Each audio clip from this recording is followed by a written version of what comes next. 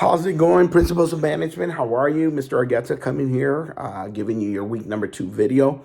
Just want to get to you guys as fast as possible. As you can tell, I've had some congestion of some sort, some upper chest congestion. I'm not sure why. I've tested negative for COVID, so it's not that. And I'm grateful for that. So I think it's allergies. I've been volunteering at City Park to coach a soccer team that they have there. My wife, as I mentioned, works at City Park, and basically she's voluntold me that I have to help out. So I've been doing that, and I think being outside in nature has aggravated my allergies. You guys know your boy here is a city boy from Chicago, so I lived in the concrete jungle. There wasn't a lot of trees. I mean, there was trees, don't get me wrong, but nothing like what we see here. So every year about spring and fall, I start getting like this. So excuse that. And as you could tell, I'm not in my office. I'm working from home today. We get the advantage, I guess, or our privilege, I guess, to work from home 2 days a week, which I enjoy. Today is one of my 2 days, and I want to get this video to you as soon as possible. I was trying to get it out yesterday, but my voice was worse, so I didn't want to sound that bad. All right, so either way, I just wanted to give you guys an update. Great first week, guys. Most of you understood the pattern. You got exactly what needs to happen. You understood what we need to do. First things first, make sure, guys, make sure you are going to do your discussions properly, because that's going to give you the most points. So every semester, I'll have students that come to me and say, oh my God, I can't believe you don't accept late work. Why? All my other teachers do. I'll tell you why, and I want you guys to follow this pattern with me. So we are an accelerated course, which means that you're doing 2 chapters a week. If you fall behind 1 week, I always tell you, forget about it. Just move forward. I'm not trying to be a jerk. I'm not trying to be mean. I'm not trying to be tough.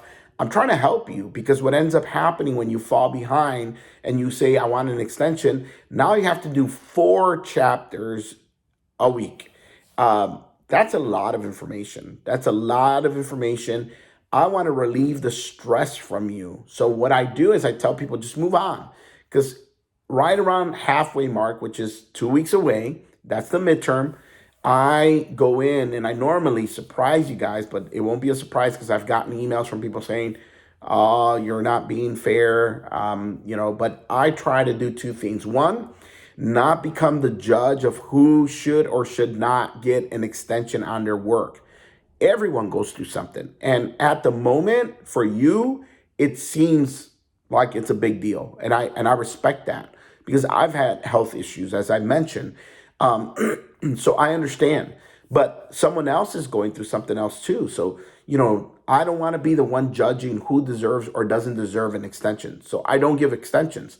But what I do for the entire class as a whole is I'm going to drop the lowest grades off of 1 chapter in its entirety. So here's what that means. If you had a bad week, this is going to help you dramatically. So you don't have to worry about that. Your grade will not be affected for that. So I'm going to drop either the lowest test, the lowest homework, or the lowest Learn Smart. It's going to drop one of each of those. Or if you had 2 low test scores, it's going to drop that. So it's going to look for what's your lowest score, and it's going to drop that out. Not discussions, because there's only 6 of them. So forgive me, guys. There's only 6 discussions, and 6 discussions totals 30% of your grade. Every discussion is powerful in your overall grade accumulation, but you have a total of 14 quizzes and 14 homeworks and 14 Learn Smarts. So missing 1 or 2 of those, it's not going to be as impactful, because there's so many that you're going to do. So that's also 30. All of those assignments are a bulk of 30% of your grade. If you miss 1 of those, it's not as impactful as if you miss only 1 discussion. So that's why I say I do not receive late work, because at the big picture, it's not going to make a difference because I'm going to drop some of your lowest grades. So what does make a difference, and you can do if you haven't done in the past, is discussions. You can go back to the tab that says discussions and complete that discussion you didn't complete the week before. I apologize about my voice, guys. I sound like, I don't know, I got a frog in my throat or something. But either way, what else I got for you? So good job this week, guys. We're working on week 2. We're dealing with how to make an ethical decision. We talk about ethics, and one of the topics that I bring up in this is, here's a couple scenarios you want to think about. One is a question I ask all the time: is it ever okay to lie? Now, some of you guys are going to be right away like, absolutely never okay to lie. Hey, I respect that. This is a conversation around ethics. And then someone's going to say, well, it depends. So I'm not going to tell you my perspective yet because I don't want to influence yours. I don't want you to be like, yeah, I think that's the way I think. I want you to think through this. And part of being a good manager is understanding yourself, understanding how you make decisions, how you do things, how you think. And this is what I want to take you on that journey. Let's self-discover what's your ethical perspective.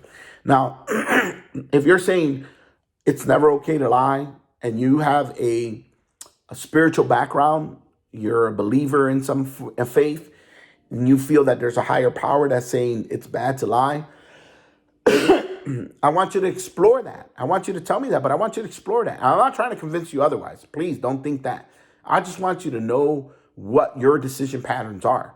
So people who have told me that in the past, and I've had this discussion in class, they say it's never okay to lie. It's wrong to lie. And I go, well, why do you say that? And people say, the people who have a faith-based belief system, they'll say because the Bible says it's bad to lie. I say, well, then in the Old Testament, there was a scenario where a woman hid the Israelite spies. And then when they showed up and they knocked on the door, the government, and said, do you have any spies in your house? She said, no, I don't know what you're talking about. But they were in her house. She lied to protect the lives of these spies. And the story goes even further. God blesses her and she becomes part of the lineage of Christ, which is, of course, the Christian-based faith savior. So my question to you is, this woman lied and was blessed. How does that work?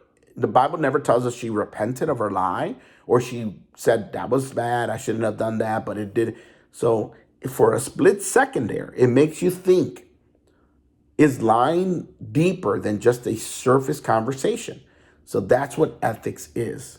How do you make your decision? Now, I will tell you, in her case, her decision was based upon what's called the utilitarian ethic perspective, which is a base of the greater good. She lied to save the lives of these men for the greater cause of the plan of salvation, the plan of whatever you want to call it. So in her moment there, based on that moment, she decided on utilitarian. Some of you are already saying, well, that'd probably be me. But don't do that. Explore why you think lying is wrong. So there's another scenario. You have a kid, you want to make Christmas magical, Easter magical, the tooth fairy, and you create these lies, tales to share with your children, and you lie to them for years and years. If you're sitting there saying it's not okay to lie, but then you tell your kid that Santa's real to create a fairy tale. Is that good? Is that bad? What is that? Is it okay to lie to certain people? So, there's always the question of if someone that you love says, does this look good on me? But it doesn't. And you want to spare their feelings. And you say, it looks fine, but you could try something else. You lied. You lied. You weren't fair. Now, I apologize for the coughing. It's the only way I can get through this. So anyhow, the last scenario I want to give you is the concept of you're a conductor. You're on a train. You're heading down a pathway. And you're going to go either left, which is I think you're right if you're looking at this video, or right, my right, your left. And on either direction, there's either one child or 10 adults. Now, I will tell you, here's a little bit of a breadcrumb for you. I'm not giving you any more information. you have to make a decision. The brakes are not working on your train. And you're going to either turn that steering wheel to the left and kill a child, or you're going to go to the right and kill 10 adults. Now, I'm not telling you who the child is, who the child could become, what the conditions of the child is, same as the adults. I'm not telling you anything. You have to make a decision based on what you know. There's a breadcrumb. Based on what you know. You're going to make a left or a right. All right? Don't overcomplicate this. I know there's always someone that says, I can't. You have to. Make a decision. You can turn it left and kill the child. You're going to go right and kill 10 adults. What would you do? And this is ethics. How would you make that decision? What is the pattern in your mind that tells you I'm going to turn either way? That's what I want you to get to. Because this then plays out in business. All right? You're a manager and you got to let go of 10 people out of 50. Who do you decide goes? How do you make that decision? What pattern of thinking, of ethical perspective do you use? Do you fire the woman that's pregnant that needs this job to support her child? Or do you fire your friend who's been loyal to you for years? How do you come upon this decision? So it's a fun topic. Please get involved in the conversation. Look at other people's perspectives. Let's go into this with an open mind and try to see what other people think. Make sure you reply to this video and to 2 other classmates. All right, guys, a couple of weeks from now, we'll be in our midterm. All right, so I will not drop the lowest grades till we get to the midterm point. So keep doing your work. If you missed last week, something happened, you had a hard time, you had a difficulty, trust me, guys, this is a big class. A lot of people have a lot of stuff. I don't want to be the judge of anybody's situation. And I respect everyone's situation. I know we all go through stuff. That's why I'm dropping those grades across the board. So don't take advantage of that yet. If you've done your work, keep doing it. Keep pressing forward, all right? This is going to go by fast. I promise you. So I'm accessible. I'm available. I'm here for you. I'm your biggest cheerleaders, guy. Today, for my Gordon County people, here's my Sonoraville cup. I was drinking regular coffee. Trying to get over this, whatever this is, this funk that I'm in. I feel fine. Oh, yeah, I'm wearing pink today, and it's St. Patty's Day, so don't judge me. We had a, maybe, I don't know. I'm afraid to model it for you guys. But we had a luncheon that I attended for the GNTC Foundation, which is the foundation that helps pay for school scholarships and all that. So if you're a contributor to that, you were invited to eat, and it was a 80s. It was an 80s luncheon, so we had to dress up in the 80s. So I'm going to do it for you guys just so you could see. But don't judge me here, guys. So who am I? You can already tell, obviously, right? You can't see the white pants, but that's your teacher. That's your professor. I was Don Johnson from the Miami Vice Group, so I do not dress like this every day, as you would know, but I didn't want to go change into regular clothes and do this video. I wanted to get it out as soon as possible because yesterday I wasn't able to do it because of my voice, and I want to get it to you before it gets too late. So there you go. There you go. Look at that. I don't have the sunglasses, but I had the sunglasses early on. I'll probably be on Facebook somewhere. Somebody took a picture making fun of me. So either way, I was called up to do a dance move. So I did the old little whatever that's called where you wave. Anyhow, that's it, guys. I hope you're having a wonderful day. It looks beautiful out there. I'll be in Dalton coaching and helping coach a soccer team for the elementary school. So I'll be back outside, and hopefully I don't get worse with this, whatever this is. But it's not COVID. So if you see me, just wave at me. Tell me who you are. Scream at me. If not, I hope to see you one day. Meet you guys. Take care, guys. Have a good cup of coffee. I hope you're enjoying this great weather. We'll talk to you soon.